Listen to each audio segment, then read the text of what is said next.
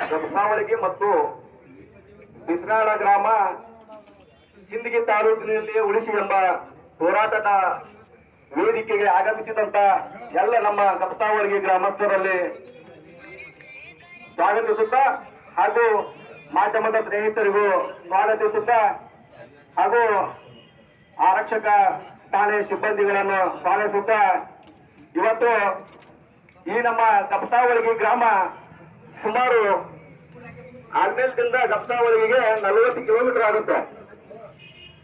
ಆ 40 ಕಿಲೋಮೀಟರ್ ನಾವು ಹೋಗ್ಲಿಕ್ಕೆ ಸಿಂದಗಿ ಮಾರ್ಗವಾಗಿ ನಾವು ಹೋಗ್ಬೇಕು. ಆರ್ಮೇಲಕ್ಕೆ ಈ ಸಿಂದಗಿ ನಮಗಿರೋದು 12ರಿಂದ 13 ಕಿಲೋಮೀಟರ್. 12ರಿಂದ 13 ಕಿಲೋಮೀಟರ್ ಹೋಗುವ ಅನುಕೂಲತೆ ನೋಡ್ರಿ, ಇಲ್ಲ 40 ಕಿಲೋಮೀಟರ್ ಹೋಗುವ ಅನಾನುಕೂಲತೆ ನೋಡ್ಕೊಳ್ರಿ. ಇದನ್ನ ಇವತ್ತು ರೈತಾಪಿ ವರ್ಗದವ್ರು ಇಷ್ಟು ಸಫರ್ ಆಗತ್ತಾರ. ಯಾಕಂತಂದ್ರ 40 ಕಿಲೋಮೀಟರ್ ಹೋಗಿ ಬರೋದ್ರಿಂದ ಇವತ್ತು ನಾವು ಒಂದ್ ದಿವಸಕ್ಕೆ ಒಂದು ದಿನನೂ ನಮ್ಗೆ ಟೈಮ್ ವೇಸ್ಟ್ ಆಗುತ್ತೆ. ಹಾಗೆ ಹೋಗಿ ಬರ್ಲಿಕ್ಕೆ ರೈತರ ಖರ್ಚು ದುಡ್ಡು ಮಿನಿಮಮ್ ಬಸ್ಸಿಗೆ ಹೋದ್ರೆ 100ರಿಂದ 150 ರೂಪಾಯಿ ಖರ್ಚಾಗುತ್ತೆ. ಅದೇ ನಾವು ಶಿವನಿಗೆ ಬಂದು ಹೋಗ್ಲಿಕ್ಕೆ 50 ರೂಪಾಯಿ ಸಾಕು.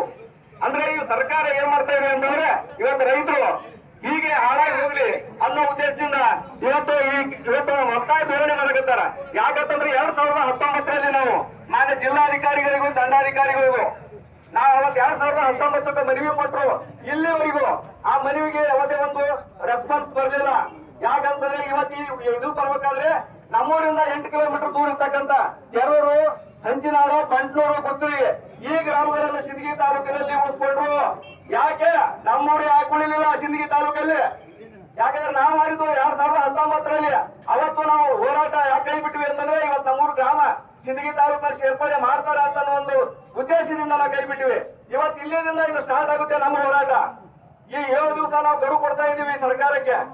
7 ದಿವಸದಲ್ಲಿ ನಮ್ಗೆ ಏನಂಬೋದು ನಮ್ ಸಿಂದಗಿ ತಾಲೂಕಿಗೆ ಉಳಿಸ್ಕೊತೀರೋ ಇಲ್ಲ ಅನ್ನೋದು ನಮ್ 7 ದಿನದಲ್ಲಿ ಹೇಳ್ಬೇಕು.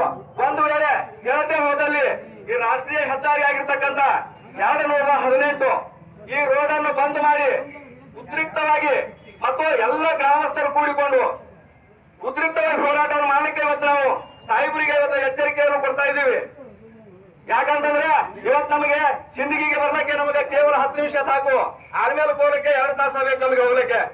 ಯಾಕಂತಂದ್ರೆ ಇದು ರೈತರಿಗೆ ಆಗ್ತಕ್ಕಂಥ ನೋವು ಇವೆಲ್ಲರೂ ತಾವು ಮುಂದಿಟ್ಕೊಂಡು ಇದು ಮುಂದಿನ ಈ ಮುಖ್ಯಮಂತ್ರಿಗಳಿಗೆ ಈ ಮನವಿ ಮುಖಾಂತರ ಅವರಿಗೆ ಕಳಿಸ್ಬೇಕು. ಕಳಿಸಿ ನಮಗೆ 7 ದಿನದಲ್ಲಿ ಆ ಟೈಮ್ ನಮ್ಗೆ ತಿಳಿಸ್ಕೊಡ್ಬೇಕು ಅಂತ ಹೇಳಿ ನಾವು ದಂಡಾಧಿಕಾರಿಗಳಿಗೆ ವಿನಂತಿ ಮಾಡ್ಕೊಳ್ತಾ ನನ್ನ ಮಾತುಗಳು ಮುಗಿಸ್ತೀನಿ.